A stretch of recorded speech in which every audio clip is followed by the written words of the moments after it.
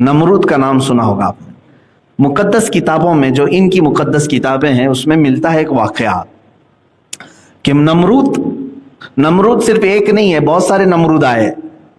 نمرود اصل میں نام نہیں ہوتا، بلکہ عراق کا جو بھی بادشاہ ہوتا تھا اسے نمرود کہا جاتا تھا.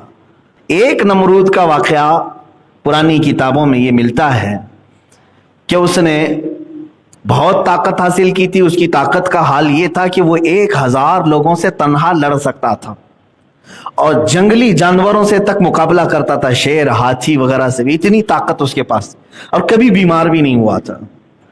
تو لوگوں میں اس کا چرچا ایسا تھا کہ ایسا لگتا ہے کہ یہ پورے انسانوں میں ایک الگ قسم کا انسان ہے. یہ انسان نہیں، یہ بھگوان ہے. جیسے لوگ آج سوچ لیتے ہیں تھوڑی سی شکتی زیادہ ہو جائے تو بھگوان ہو گئے.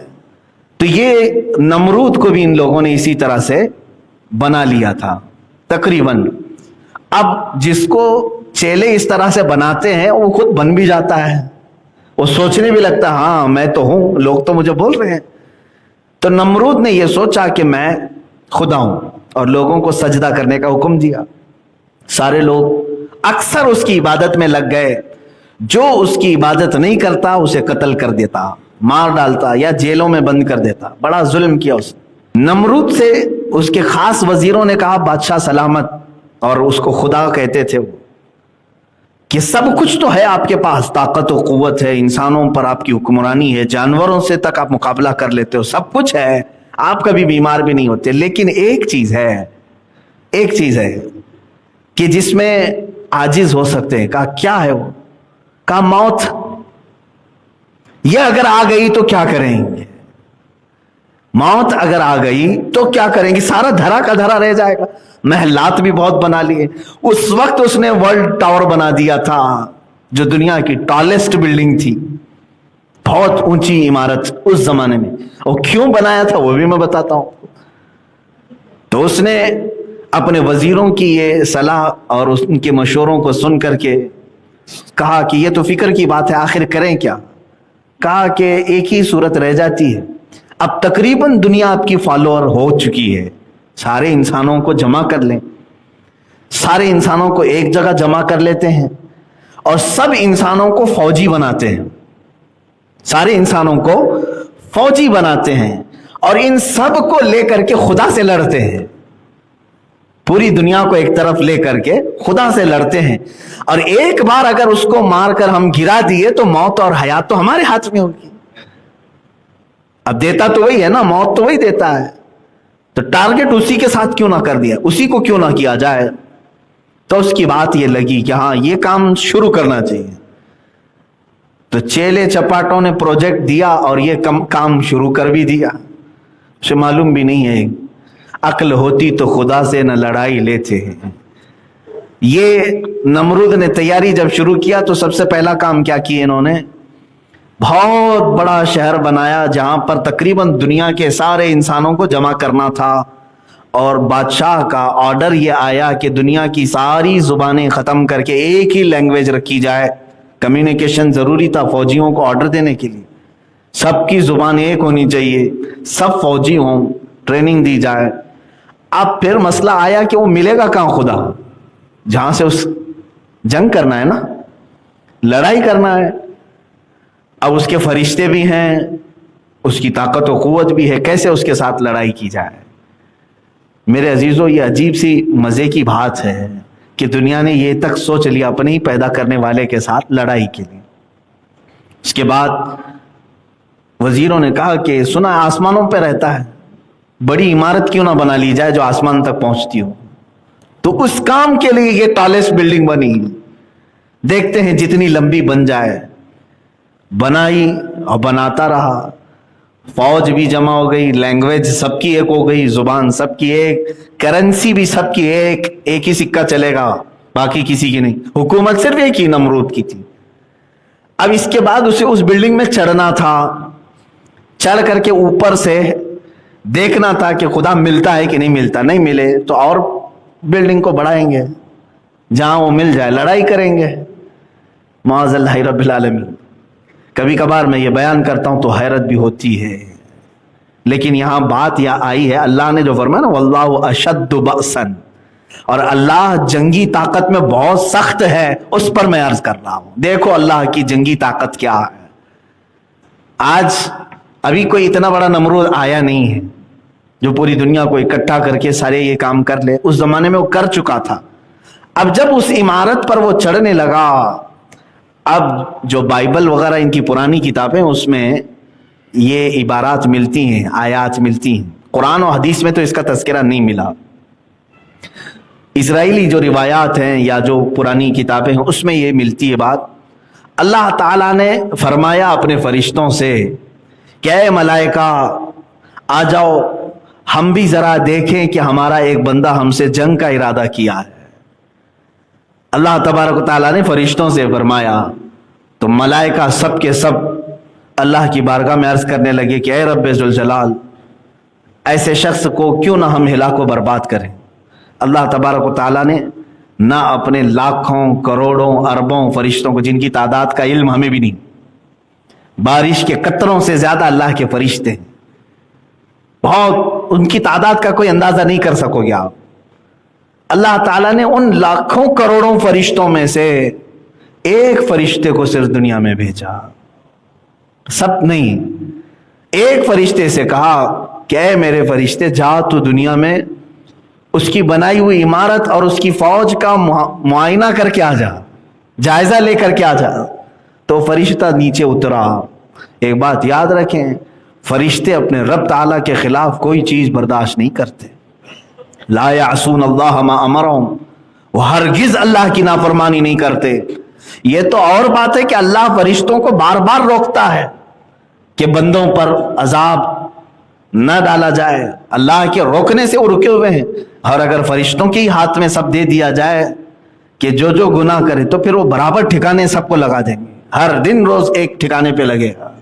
یہ اللہ کی مہربانی ہے، اس کی رحمت ہے جو روک کر رکھتا ہے، اپنے بندوں کو مہلت دیتا ہے۔ ایک فرشتہ آیا، اس نے دیکھا یہ جنگی تیاری کو، اور پھر کس سے جنگی تیاری؟ اللہ سے، جس نے خود ان سب کو پیدا کیا، ان کو سانس دے رہا ہے، ان کو زمین بچھا کر دیا، ان کو آسمان کا ستون بغیر ستون کا چھت دیا، اور اس سے لڑائی کے لیے۔ تو وہ روایات یہ بتاتی ہیں کہ وہ فرشتے نے جلال میں آ کر صرف اپنے پر زور سے ہلائے، پوری عمارت زمین میں ڈھس گئی، پوری عمارت چلی گئی، اور اس میں جو جمع فوجی تھے وہ ہزاروں کی تعداد میں خاکستر ہو گئے، اور نمرود کی پورے چھیتڑے اڑ گئے، ختم۔ اور پھر اس کے بعد رب تعالیٰ نے فرمایا کہ جتنے جمع ہوئے تھے سب کی زبانیں الگ الگ کر دو، سب کی زبانیں بدل ڈالو۔ تو سب کی زبانیں فرشتوں نے بدل ڈال۔ یہ کیا کہہ رہا اسے سمجھ میں نہیں آ رہا، وہ کیا کہہ رہا ہے اس کو سمجھ میں نہیں آ رہا۔ آج بھی وہ حکمت باقی ہے پوری دنیا میں، یہ جو ہزاروں زبانیں ہیں اس کی ایک وجہ یہ بھی ہے کہ سب مل کر کے فتنہ نہ کریں، سب مل کر کے فتنہ نہ کریں، اس لیے یہ تمام چیزوں میں اختلافات ڈال دیے گئے، زبانوں کا اختلاف۔ میرے عزیزو، ایک تاریخ یہ ہے، یہ ہو چکی بات۔ اب اللہ کی جنگی سختی آپ نے دیکھا، جنگی طاقت، اللہ فرما رہا ہے واللہ اشد بأسا، اللہ جنگی طاقت میں بہت سخت ہے، واشد تنکیلا، اور اس کا عذاب بہت زبردست ہے۔ یہ تو بہت چھوٹی سی بات ہم نے دیکھی۔ اسی طرح سے رب تبارک و تعالی کبھی بھی اپنی جنگی طاقت کے پورے مظاہر دنیا میں نہیں اتارے آج تک۔ ایک ہوتا ہے نا بھائی میرے پاس 100 لوگوں کا دستہ ہے، آپ نے للکارا، لاؤ دیکھتے ہیں طاقت کتنی ہے۔ اگر میں نے 2 کو بھیجا تو گویا کہ 2% ہی تو اتارا، 10 کو بھیجا تو گویا کہ میں نے 10% ہی اتارا۔ اب جب 100 کے 100 اتار دیں تو کہا جائے گا کہ پوری طاقت جھونک دیا۔ آج تک دنیا میں رب تعالیٰ نے جنگی طاقت کے لیے اپنے پوری طاقت کا کبھی مظاہرہ نہیں فرمایا۔ ایک فرشتہ آیا، 2 فرشتے آئے، یا زیادہ سے زیادہ 5000 فرشتے جو میدان بدر میں اترے تھے میرے نبی کی حمایت کے لیے، وہ بھی اس لیے نہیں کہ وہ کافر اتنے سخت تھے کہ 5000 سے مقابلہ کرانا تھا۔ کبھی آپ سوچتے ہیں بدر کے میدان میں جو مشرکین آئے تھے وہ کتنے تھے؟ وہ 1000 کی تعداد میں تھے، لیکن اللہ نے فرشتے کتنے بھیجے؟ 5000 کی تعداد۔ کیوں؟ کیا 5000 فرشتے مل کر کے 1000 کا مقابلہ کریں گے؟ اس لیے نہیں۔ اس کی 2 وجوہات ہیں۔ پہلی تو یہ ہے کہ اپنے نبی کی عظمت اور شان بتانے کے لیے، کہ اللہ تعالیٰ اپنے اس کا رسول جب نکلے تو 5000 فرشتوں کا دستہ اسے عطا کرے گا. اور دوسری ایک وجہ محدثی بزرگوں نے یہ فرمایا کہ یہاں فرشتے خود بےتاب تھے اپنے نبی کی فوج میں شامل ہونے کے، تو رب تبارک و تعالیٰ نے ان کو یہ اعزاز بخشا. اور حضرت جبرائیل علیہ السلام نے یہ آ کر کے حضور سے عرض بھی کیا تھا. حضور صلی اللہ علیہ وسلم اپنی مجلس میں جب بھی کوئی بدری صحابی آتے جو جنگ بدر میں شریک تھے نا، وہ کبھی بھی محفل میں آتے تو حضور دوسرے صحابہ سے کہتے ان کو جگہ دے دو. یہ بدری صحابی جبرائیل امین آئے اور عرض کیا یا رسول اللہ صلی اللہ علیہ وسلم، جس طرح آپ کے صحابہ میں بدری صحابہ کی عزت ہے، اسی طرح اللہ کے سارے ملائکہ میں ان فرشتوں کی عزت ہے جو بدر میں اترے تھے. بدری ملائکہ کی بھی بڑی تعظیم ہے. بہرحال تو اللہ تعالیٰ نے کبھی اپنی جنگی طاقت کا پورا مظاہرہ دنیا میں نہیں فرمایا. ایک وہ بادشاہ تھا جو ابرہہ خانہ کعبہ کو ڈھانے کے لیے نکلا تھا اور ہاتھیوں کی فوج لے کر کے آیا اور پورے خانہ کعبہ کو ختم کرنے کے لیے اس نے اتنا بڑا لشکر جمع کیا تھا. اتنے بڑے بڑے ہاتھی تھے، اس میں سے ایک ہاتھی بھی اگر کسی گھر کو مار دے تو گھر ٹوٹ جائے. زبردست ہاتھیوں. لیکن ان کے ساتھ کیا ہوا؟ الم تر کیف فعل ربک باصحاب الفیل. اللہ فرماتا ہے محبوب کیا آپ نے نہیں دیکھا ہاتھی والوں کے ساتھ اللہ نے کیا معاملہ کیا؟ کیا کیا؟ بس چھوٹی چھوٹی چڑیوں کو بھیجا، وہ بھی کیا دے کر کے؟ بم بارود دیکھ کر کے نہیں، میزائل دے کر کے نہیں کہ فوج آئی ہے جاؤ میزائل ڈال دو. چھوٹی کنکریاں اور وہ ابابیل چڑیاں اوپر سے جب کنکری گراتی تھی، 3 کنکری ہر چڑیا کے پاس، 2 پیروں میں 1 چونچ، جیسے ہی وہ ڈالتی تھی جس ہاتھی پر وہ کنکری گرتی اس کا پیٹ پھٹ جاتا اور آگ لگ جاتی تھی. یہ بھی تو میزائل ہی ہے. اور ایسا کر دیا فَجَعَلَهُمْ كَعَصْفٍ مَأْكُولٍ. قرآن میں بعد میں فوج کی حالت ایسی ہو گئی جیسے کوئی چھلی ہوئی مرغی کھا کر کے جو چھوڑتا ہے، اس طرح فوج کی حالت ہو گئی تھی. سب کے ٹکڑے ٹکڑے اور چمڑیاں چھلی ہوئی، گوشت اجڑا ہوا. یہ اللہ تبارک و تعالیٰ کی جنگی طاقت ہے کہ جب وہ بھیجتا ہے تو بہت چھوٹی سی چیزوں کو بھیجتا ہے لیکن بڑی سے بڑی تباہی آ جائے گی. اب میں آپ کو بتا رہا ہوں میرے عزیزوں، اللہ نے جب تمہیں یہ وعدہ فرمایا ہے کہ میں تمہارے ساتھ ہوں اور اللہ کی جنگی طاقت بہت مضبوط ہے، بہت زبردست ہے، تو خوف کس بات کا؟ اسی لیے اعلیٰ حضرت فاضل بریلوی رحمۃ اللہ تعالی علیہ نے فرمایا خوف نہ رکھ رضا ذرا، تو ہے عبد مصطفیٰ، تیرے لیے امان ہے، تیرے لیے امان ہے. ہمارے لیے یہ وعدہ کیا ہے اللہ تعالیٰ نے، لیکن ہمارے لیے اب حالات ایسے ہو گئے کہ سب کو بزدل بنایا جا رہا ہے. خوف، ڈر. میں بھی چند دن قبل عورتوں کی وہ یہ بیان بھی کر رہا تھا، میں نے اسلام کی وہ عورتیں بھی پڑھی تاریخ میں کہ دن میں کئی مرتبہ وہ ننگے ہاتھ سے تلوار کو پوچھتی تھی، صاف کرتی تھی اپنے شوہروں کو پکڑانے کے لیے، اپنے بیٹوں کو اور اپنے بھائیوں کو دینے کے لیے. وہ خواتین ایسی تھی کہ ان کی ہتھیلیاں ہمیشہ تلوار کی دھار سے کٹی رہتی تھی، تلوار کی دھار سے کٹی رہتی تھی. یہ ہماری ماؤں کی تاریخ ہے کہ وہ اپنے ننگے ہاتھ سے تلوار کو یوں پوچھتی تھی کہ کبھی ان کو احساس تک نہیں ہوتا، اور وہ اپنے شوہروں کو پکڑاتی، وہ اپنے بیٹوں کو اور اپنے بھائیوں کو. میرے عزیزوں، کاکروچ سے ڈرنے والیاں، چھپکلی سے ڈرنے والی عورتیں، یہ اگر تاریخ میں ہوتی تو شاید اسلام یہاں تک نہ آتا. جو معزز اور مقدس خواتین نے بہادری پیش کی تھی اس زمانے میں، آج وہ تو مردوں میں بھی نہیں ہے، آج وہ مردوں میں بھی نہیں ہے، نوجوانوں میں بھی نہیں ہے. اللہ تبارک و تعالیٰ بزدلی دور فرمائے.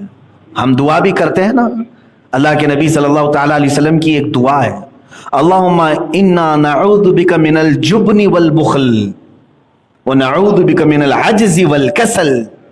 یہ حضور دعا کرتے تھے، جس کا ترجمہ میں بتاؤں، اللہم انا نعوذ بک من الجبن والبخل کا مطلب ہوتا ہے اے اللہ مجھے بزدلی سے بچا، میں تیری پناہ مانگتا ہوں بزدلی سے. بزدلی کا مطلب ڈرپوک آدمی، ہر چیز سے خوف کھانے والا آدمی، اللہ کا ڈر چھوڑ کر کے ساری دنیا سے ڈرنے والا. اور حضور جب پناہ مانگتے تھے اس چیز سے تو اندازہ کرو کہ یہ کتنی خطرناک چیز ہے، مردوں کے اندر تو ہونا بھی نہیں چاہیے. اب یہاں اللہ تعالیٰ کے یہ وعدے، یہ ساری چیزیں میں نے آپ کے سامنے رکھ دیا کہ اس کی جنگی طاقت کس قدر سخت ہے، لیکن کس کے لیے؟ جو اٹھا اس کے لیے ہے۔ اب آگے جو آیتیں آج میں نے تلاوت کیا اس میں اللہ تعالیٰ فرماتا ہے جو اچھی سفارش کرے اس کے لیے اس میں سے حصہ ہے۔ اب یہاں سفارش کا مطلب یہ ہے کہ کسی کے بھی پاس جا کر کے کسی کے لیے سفارش کرنا۔ دیکھیں دو طرح کی سفارش ہوتی ہے، سورس آپ بھی سوچتے ہوں گے لگاتے ہیں، تو دونوں طرح کے آپ استعمال کرتے ہوں گے، بعض کے لیے اچھائیوں کے لیے، بعض کے لیے 2 نمبری سفارش بھی ہوتی ہے۔ مثال کے طور پر کوئی آدمی چوری کرنا چاہ رہا ہے گورنمنٹ کا سامان، اور آپ نے جا کر کے عہدے دار سے سفارش کی کہ یہ میرا بندہ ہے، اس کو تھوڑا سا ڈھیل دے دو، یہ کر لے، تمہاری سفارش پر اس نے چھوڑ دیا، تو قرآن کی آیت تو کہہ رہی ہے کہ وہ چوری جو کر رہا ہے اتنا ہی حصہ تمہیں بھی ملے گا، اس گناہ میں تم بھی برابر کے شریک ہو۔ کسی بھی گناہ کی سفارش کرنا، کوئی خاتون تھی اور تمہارے دوست کے دل میں اس خاتون کی ناجائز محبت آئی، دوست نے تمہیں کہا کہ شاید وہ تمہاری بات مان لے، ایک بار میری اس سے ملاقات کروا دو، تمہاری بات وہ خاتون مانتی تھی، اس سے جا کر کے اپنے دوست کی تم نے ریکویسٹ لگا دی کہ میرا دوست بڑا اچھا ہے، اس سے تم دوستی کر لو، تمہاری بات پر اس خاتون نے ناجائز محبت میں ہاں کہہ دیا، اگر ان دونوں نے ناجائز کام کیے تو وہ برابر کا گناہ تمہارے سر پر بھی ہے، یہ ناجائز سفارش۔ ہاں جائز سفارش وہ بہت طریقے کی ہو سکتی ہے۔ آپ نے کسی بچے کو قرآن پاک کا حافظ بنانا تھا، کسی جگہ آپ لے کر کے آئے، ریکویسٹ لے کر کے آئے، اب ہمارا دارالعلوم ہے، مدرسے میں پڑھتے ہیں بچے، بہت سارے لوگ آتے ہیں سفارشی، ہم پہچانتے نہیں ہیں لیکن آپ سفارشی بن کر کے آئے، میں آپ کو پہچانتا ہوں کہ اس کو رکھ لیجئے، اس کو پڑھا دیجئے، آپ سفارش لے کر کے بچے کو آئے، بچے کو ہم نے لے لیا آپ کی سفارش پر، آپ کو پہچانتے تھے، اب وہ بچہ جب حافظ قرآن بنا اس کا ثواب سفارش کرنے والے پر بھی۔ الدال علی الخیر کفاعلہ، میرے آقا فرماتے ہیں خیر کا راستہ بتانے والا خیر کرنے والے کے برابر ہے۔ دونوں بھی باتیں یاد رکھ لیں۔ آپ چل رہے تھے راستے پر، آپ سے کسی نے پوچھا مسجد کدھر ہے، آپ نے راستہ بتا دیا، وہ مسجد میں آیا، جتنی رکعت پڑھے اللہ تعالیٰ اتنا ثواب اسے بھی دے گا۔ راستہ بتانے والے کو بھی وہ ثواب دیا جائے۔ کسی نے شراب کی دکان کا ایڈریس پوچھا، آپ نے صرف انگلی سے بھی بتا دیا کہ یہاں ہے دکان، 6 نمبر پہ نہیں، 1 نمبر پہ ہے، 2 نمبر پہ ہے، 3 نمبر پہ ہے، فلاں جگہ پر ہے، آپ نے انگلی کے اشارے سے یا ایڈریس کوٹ کر کے بتایا، تو فرمایا گیا ہے کہ وہ اگر جا کر کے استعمال کر لیا تو اس کے گناہ میں تمہارا بھی حصہ شامل رہے گا۔ اسی لیے میرے آقا صلی اللہ تعالی علیہ وسلم نے جو شراب کے استعمال کرنے والوں پر جو لعنت فرمائی وہ 10 قسم کے ہیں۔ ابھی کل ہی ایک صاحب نے مجھے فون پہ یہ مسئلہ پوچھا تھا کہ نئی گاڑی ہم نے لی ہے، وہ ایئرپورٹ سے سامان اٹھاتی ہے اور لے جاتی ہے، لیکن اس میں شراب کی بوتلیں ہی لا دی جاتی ہیں، لوڈ کی جاتی ہیں اور دوسری جگہ، لیکن ہمارا اس میں سے کوئی حصہ نہیں ہے۔ حدیث پاک میں میرے آقا صلی اللہ علیہ وسلم نے بہت پہلے ہی فرمایا شراب کی انگور نچوڑنے والا، انگوروں سے شراب بنایا جاتا ہے عام طور پر، دوسرے بھی فروٹ سے بنایا جاتا ہے، تو وہ فروٹ لے کر کے نچوڑنے والا اور نچوڑنے کے بعد اس سے شراب بنانے والا، شراب بننے کے بعد بوتل میں یا کاسے میں ڈالنے والا، اس کے بعد پھر اس کی پیکنگ کر کے اسے دکان تک اٹھا کر کے لانے والا، دکان میں بیچنے والا، دکان میں اس کا حساب لکھنے والا، پھر خریدنے والا، پھر اس کا راستہ بتانے والا، پھر اخیر میں جا کر کے پینے والا، میرے آقا نے فرمایا سب لعنت میں برابر کے شریک ہے۔ پی تو ایک ہی رہا ہے، 9 لوگ کام کر رہے ہیں، لیکن وہ سب کو اس گناہ میں شریک کر لیا۔ اللہ کے نبی صلی اللہ تعالی علیہ وسلم نے فرمایا، تو ہم نے یہی جواب بتایا بھی کہ اگر آپ کی گاڑی یہ کام میں ملوث ہے تو شراب پینے کا جو گناہ ہے، آپ کو شرابیوں کی مدد کرنے کا گناہ ضرور ملے گا۔ تو یہاں پر ان آیات میں یہ بتایا بھی گیا ہے کہ جو اچھی سفارش کرے اس کو اس کا حصہ دیا جائے گا، اور جو بری سفارش کرے اس کا بھی حصہ اسے دیا جائے گا۔ یہ ایک مسئلہ ہے. آپ یاد رکھیں, آپ کی زبان سے کبھی ایسا کام نہ ہونے پائے کہ آپ کے ایڈریس بتا دینے کی وجہ سے کوئی غلط کام کر گیا. کسی کو ایسا راستہ کھول کے بھی نہ بتاؤ کہ اس پر چلنے کے بعد وہ غلط کرنے لگ جائے. آپ اگرچہ نہ کرو. بعض لوگ یہ کہتے ہیں کہ میں تو نہیں کرتا لیکن اس کو بتا دیتا ہوں, چاہے تو یہ کر لے, تو تم برابر کے شریک ہو جاؤ. ہاں, جتنا ہو سکے خیر کی ان کو دلالت کریں, خیر کے راستے بتائیں, انہیں یہ تمام چیزوں کو بتا سکتے آپ. اب ایک اور بھی مسئلہ آیا تھا. ایک صاحب آئے, انہوں نے کہا کہ حضرت میرے پاس کچھ لوگ آتے ہیں, چکن کی دکان ہے ہماری, حلال کاروبار کرتے ہیں, حلال تجارت کرتے ہیں, لیکن مارکیٹ میں چکن کے معاملات بہت سارے عجیب و غریب معاملات ہیں, یہ برائلر چکن والے معاملات. کہا کہ کچھ لوگ آتے ہیں ہوٹل والے یا پھر استعمال والے, مجھ سے پوچھتے ہیں کہ ہم کو مری ہوئی مرغی چاہیے, مری ہوئی چاہیے. تو وہ کہتے ہیں کہ ہمارے ہاں جائز بھی نہیں, حلال نہیں, حرام ہے, اور میں اس کی تجارت نہیں کر سکتا. یہ مسئلہ تو بندے کو اتنا معلوم ہے. مرے ہوئے جانور کی تجارت کرنا ویسی ہے جیسے کتے اور خنزیر کی تجارت کر رہے ہیں. خنزیر کو نجس العین کہا گیا ہے. مردار کی تجارت تمہارے لیے جائز نہیں ہے, حرام چیز کی تجارت ہو رہی ہے. تو انہوں نے کہا کہ میں تو نہیں بیچتا لیکن مجھے معلوم ہے بہت سارے کچھ جگہوں پر اس کی تجارت ہوتی ہے. تو بہت سارے لوگ فورس کرتے ہیں, چلو ٹھیک ہے آپ نہیں بھی دو تو یہ تو بتاؤ کہاں سے لینا ہے. اس وقت میں کیا کروں میرے عزیز, وہی مسئلہ ہے. تو وہ صاحب کہتے ہیں کہ لوگوں کو ٹھنڈا رکھنے کے لیے, گراہک بٹھانے کے لیے بول دینا پڑتا ہے کہ فلاں جگہ آپ کو یہ چیز مل جائے گی, آپ وہاں سے کر لو. ہم نے کہا یہ چیز بتانا بھی جائز نہیں ہے, آپ اس کے ساتھ برابر کے شریک ہو جائیں گے. برائیوں کی طرف اشارہ کرنا بھی جائز نہیں ہے. عزیزان گرامی وقار, کوئی نیا شہر میں داخل ہوا اور اس نے یہ پوچھا کہ یہاں پر زنا کے اڈے زیادہ کہاں ہیں, کوٹھے کہاں ہیں, معاذ اللہ. آپ نے پہلے تو توبہ کر لیا, کہا کہ یہ بہت بھیانک جرم ہے, میں تو کبھی نہیں جاتا ان کے سامنے, لیکن اگر تم کو کرنا ہی ہے تو جاؤ فلاں جگہ پہ چلے جاؤ. تم نے اسی اس کو ہلکے میں کہہ دیا, مگر میرے عزیزوں بہت بڑا گناہ کا کام کیا تم نے. اس کو ہلکے میں مت سمجھ لینا. اگر کسی کو آپ نے یہ کہہ دیا کہ جاؤ فلاں جگہ تم کو یہ سب چیزیں مل جائیں, وہاں چلے جانا, اور پھر آپ کہہ رہے ہیں توبہ توبہ استغفر اللہ, میں تو کبھی نہیں کرتا.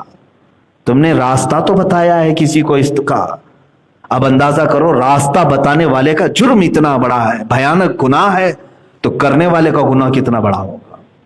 ان تمام چیزوں سے اوائڈ رکھیں, اور جتنا ہو سکے خیر کی دعوت دینی چاہیے, اور خیر کی سفارش بھی کرنی چاہیے, اور خیر کی طرف ایڈریس بھی کرنا چاہیے. لوگ جب بھی پوچھیں اچھائیوں کی باتیں ان کو فوراً بتا دیں. ہم میں سے بہت کم ایسے لوگ ہیں جو یہ بتاتے ہوں. کوئی اگر اپنے دل کا علاج پوچھے کہ بے چین رہتا ہے, بے سکونی رہتی ہے, تو مجھے بتاؤ ہمارے تفسیر کے حاضر باش اکثر لوگ, کیا کبھی آپ نے اس کو یہ کہا کہ تیرے لیے بدھ کے دن مدینہ جامع مسجد کی ذکر کی مجلس شفا کا سبب بن سکتی ہے؟ نہیں بتائے ہوں گے. ہو سکتا ہے کچھ لوگوں نے کہا. دلوں کا علاج اللہ تعالیٰ نے قرآن پاک میں فرمایا ہے کہ اللہ کے ذکر میں ہے. تو تم خود نہیں آ سکتے تھے, کسی وجہ سے مجبوری ہے, تکلیف ہے, تو کسی کو اشارہ تو کر سکتے تھے کہ تیرے دل کا علاج ہے یہاں پر, تو جا کر کے اپنی بے سکونی کا علاج کر سکتا ہے, گھبراہٹ اور بے قراری کا علاج کر سکتا ہے. تو یہ چیزیں ہیں خیر کی طرف بلانا یا خیر کی طرف اشارہ کرنا. آپ ان تمام چیزوں کو اپنا مطمع نظر بنا لیں اور اپنا مشن بھی بنا لیں. انشاءاللہ العزیز اللہ تعالیٰ صرف خیر کی طرف دعوت دینے والے کو بھی وہ اجر ضرور عطا فرمائے گا. قیامت کے دن ایک بندہ ایسا ہوگا جس کے لیے جنت کا پروانہ ہو چکا ہوگا. وہ کون ہوگا میں آپ کو بتا رہا ہوں. آپ گزر رہے تھے راستے سے, کسی ایک نارمل آدمی کو جو زیادہ دیندار نہیں تھا, کچھ نہیں تھا, آپ نے تھوڑے دن اس کو دیکھا کہ یہ غلط راستے پر جا رہا ہے, کیوں نہ میں اس کی اصلاح کی کوشش کروں. آپ نے اس کو پکڑا, کہا چلو مسجد چلو, یہاں تفسیر ہوتی ہے, درس ہوتا ہے, ذکر کی مجلس ہوتی ہے, قرآن پڑھایا جاتا ہے. تو آپ ایک بار لے کر کے آئے اور اسے مزہ لگ گیا, وہ مجلس میں آنے لگ گیا, اور اس کا دل بھی سدھرنے لگا, وہ ساری چیزیں چھوڑ دی، لیکن آپ غائب ہو گئے، آپ خود پہنچائے لیکن غائب ہو گئے، آپ سے ہی مسجد چھوٹ گئی، جس کو لائے تھے آپ مسجد چھوٹ گئی۔ اب ایسوں کے ساتھ کیا ہوگا؟ اللہ مہربان ہے، رحیم ہے، کریم ہے۔ قیامت کے دن یہ بندہ جب حساب ہوگا تو رب تعالیٰ فرمائے گا میں تجھ سے راضی ہوں، تو جنت میں جا۔ اور جب جنت میں جا رہا ہوگا تو پلٹ کر کے دیکھے گا مجھے جو ادھر بھیجا تھا وہ تو آج پکڑا گیا ہے، وہ پھنسا ہوا ہے، اس کی نیکیوں میں کمی تھی، گناہ بڑھ گئے تھے اور وہ پھنسا ہوا ہے، اس کا فیصلہ نہیں ہو رہا تھا۔ تو یہ بندہ رک جائے گا اور کہے گا اے مولا اس کا کیا حساب کتاب؟ کہا وہ ابھی نہیں جائے گا جنت میں، حساب لمبا ہوگا، پھنسا ہوا ہے، بہت ساری چیزیں اس کی باقی۔ تو یہ کہے گا اے اللہ میں تو جنت میں جو جا رہا ہوں اسی کی وجہ سے جا رہا ہوں، اسی نے مجھے اپنے غلط راستے سے یہاں تک لانے میں مدد کی تھی، لیکن یہ خود نہیں آیا۔ اے مولا میں اس وقت تک ٹھہرا رہوں گا جب تک اس کا حساب نہ ہو جائے۔ اس لیے یہ وفادار قیامت کے دن اللہ تبارک و تعالیٰ فرماتا ہے تیری سفارش قبول ہے، ابھی اسے لے کر چلا جا، اسے معاف کر دیا جائے گا۔ میرے عزیزو یہ ہے خیر کی طرف آپ نے اشارہ بھی کیا کسی کو تو اس کے لیے اجر قیامت کے دن یہ ہو سکتا ہے۔ بس میں تو یہی سمجھتا ہوں، میں خود نکما ہوں، خود میرے اندر کوئی عبادات نہیں ہے، میری نیکیاں نہیں ہیں، میں نے کبھی اپنے آپ کی بڑائی ظاہر نہیں کی، لیکن اس امید پر لوگوں کو نصیحت کر جاتا ہوں کہ کل قیامت کے دن آپ سب بخشے جائیں گے تو امید ہے رب تبارک و تعالیٰ کی بارگاہ میں میرے لیے سفارش تو کر دیں گے کہ اے مولا یہ بندہ آیا تھا جو ہمیں تیری طرف بلا رہا تھا، اور اگر یہ قیامت کے دن آج پھنس بھی گیا ہے تو مولا ہم سب کی سفارش قبول فرما دے۔ مجھے صرف یہ امید ہے، اس لیے یہ بیڑا سنبھال کر کے ہم آگے بڑھتے ہیں۔ اللہ کریم ہے اور امید ہے میرے نبی صلی اللہ تعالیٰ علیہ وسلم کی امت کی اصلاح کرنے والے کو مولا ذلیل نہیں ہونے دے گا، رسول پاک صلی اللہ علیہ وسلم کی امت کی خیر خواہی کرنے والے کو مولا رسوا ہونے نہیں دے گا۔ میں تو مفتی اعظم ہند کی وہی دعا عرض کرتا ہوں، میرے اعمال کا بدلہ تو جہنم ہی تھا، میں تو جاتا میرے سرکار نے جانے نہ دیا۔